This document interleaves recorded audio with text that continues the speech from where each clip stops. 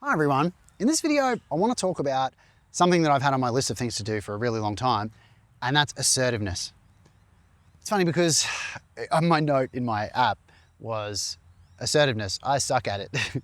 And it's funny because what I wrote after that as a second note was assertiveness, or sometimes it's hard to say what you really mean or what you really think.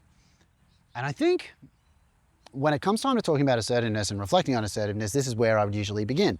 Because definitely I was raised to have manners and like know your place, and like when you're at the table you're seen but not heard, these sorts of things. And it was just my whole generation, like almost everybody I know, I'm 43 years old, almost everyone I know born in the 80s thinks the same way, and they heard the same things from their parents. They heard the same, rhetoric, like they know like no elbows on the table, these kind of the final years of etiquette, and so I think like you kind of learn to know your place, and enough years of doing that kind of stops you from insisting, no, this is how it should be. Because obviously you're the kid and they're the adult, so you learn that then. And moving into adulthood, I guess it just never really happened that I shifted gears and went, oh, I'm the adult now and I'm allowed to say, no, here's how it is.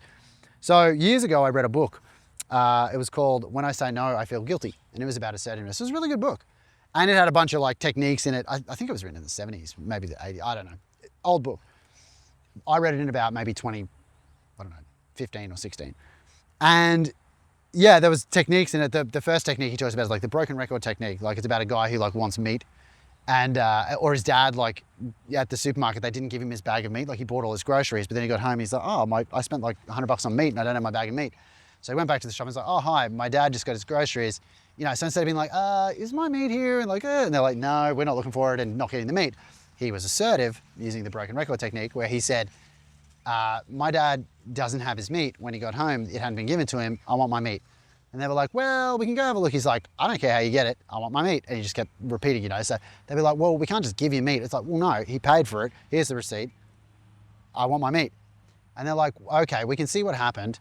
We don't know. And he's like, okay, that's great. And so then they went away from me and came back like, sorry, we don't have the meat. He's like, well, I don't know who you've talked to, but I'm not leaving here till I have my meat.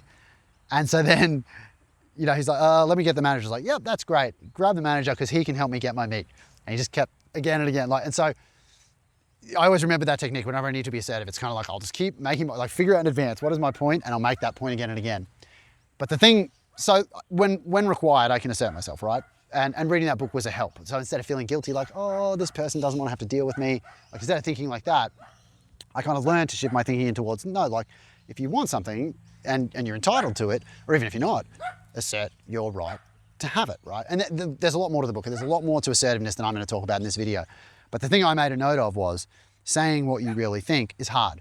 Now, I'm not talking about like being mean to somebody. Like if somebody's got like a booger hanging out of their nose or something, you'd be like, you've got a booger hanging, not like that. I mean, like if someone's being a jerk, telling them they're a jerk, like, hey, stop being a jerk.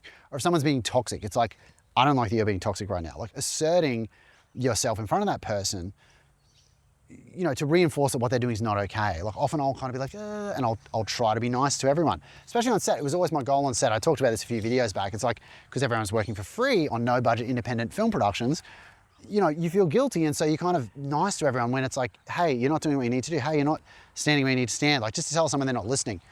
And it was easier for me when I was working in TV ads and corporate videos to be assertive because everybody there was getting paid. But I think just the general need to be assertive, the general need to tell people how you feel. And even on these videos, like I've done my best in these videos to be as transparent as possible. And when it comes to talking about how I feel, it's pretty easy. But when it comes to bringing up others, it's like, oh, can I put them in? Like, am I that willing to commit to the fact that they're wrong? Even though if I know they're wrong, why not? Like I'm not naming anyone or anything, but when you talk about examples, it's like this person, well, I was reading a book recently as a parenting book, not the sort of thing I would usually read. But after reading Scattered Minds by Gabor Mate, I was like, oh, this is interesting because it talks about something like he was in the description, just randomly. I think it was the book of the day.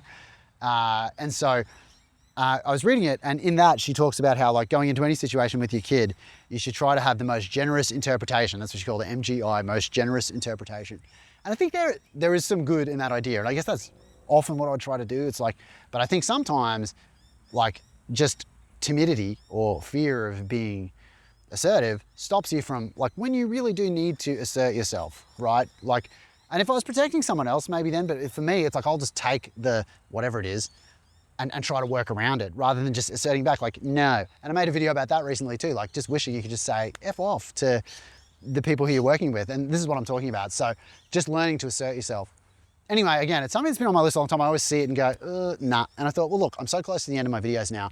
I'm just going to make a little video here about it, see what everyone else thinks about assertiveness, and then maybe I'll do a actually edited video where I research and do a treatise on assertiveness to really try and improve in a lot of different areas rather than just this one, which is saying how you really feel or what you really think in a situation rather than kind of holding back. Because I'm an extrovert for the most part. Like I'm different on these videos probably to how I am in real life, but for the most part, like, you know, I am happy to be loud and the person who's talking all the time. But I will, in a room of big personalities or when someone else is being domineering, take a back seat just to not cause conflict.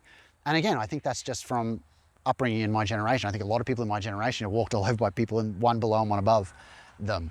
But it's obviously a personality thing. So yeah, that's my talking about assertiveness, and I suck at assertiveness. So I'm getting better as I get older. And I guess they say like, no, F's 40. Like as I get older, I'm kind of less worried about what people think. So I'm not as interested in people pleasing. I talked about that in another video.